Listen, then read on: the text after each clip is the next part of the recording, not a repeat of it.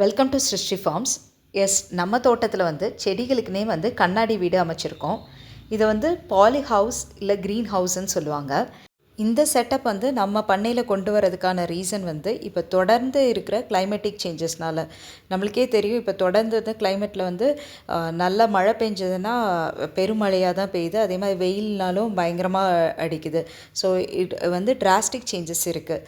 அப்போ அந்த சிச்சுவேஷனில் வந்து பிளான்ஸை வந்து கொண்டு வரது ரொம்ப கஷ்டமாக இருக்குது.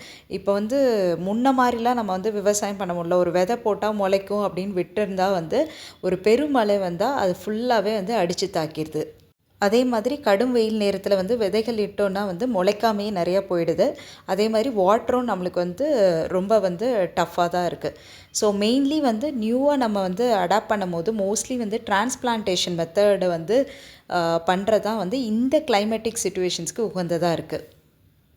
ஸோ முதற்கட்டமாக வந்து சாப்லிங்ஸ் கொண்டு வரதுக்காகவே வந்து நம்ம பண்ணையில் வந்து கொஞ்சம் இடத்துல வந்து இந்த செட்டப் வந்து அமைச்சிருக்கோம். எனக்குமே இந்த பாலி ஹவுஸை பற்றி ஐடியா கிடையாது.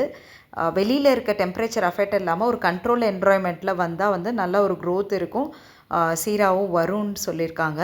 ஸோ இனிமேல் தான் இந்த செட்டப் வந்து எவ்வளோ தூரம் வந்து நம்மளோட ஃபார்மிங்க்கு சூட் ஆகுதுன்றத எக்ஸ்பீரியன்ஸ் பண்ணணும். ஸோ இது வந்து நான் சொன்ன மாதிரி வந்து எங்களோட புது முயற்சி தொடர்ந்து வர்றதுக்கான புது முயற்சியில் இது ஒன் ஆஃப் தம், இந்த பாலி ஹவுஸ் செட்டப்.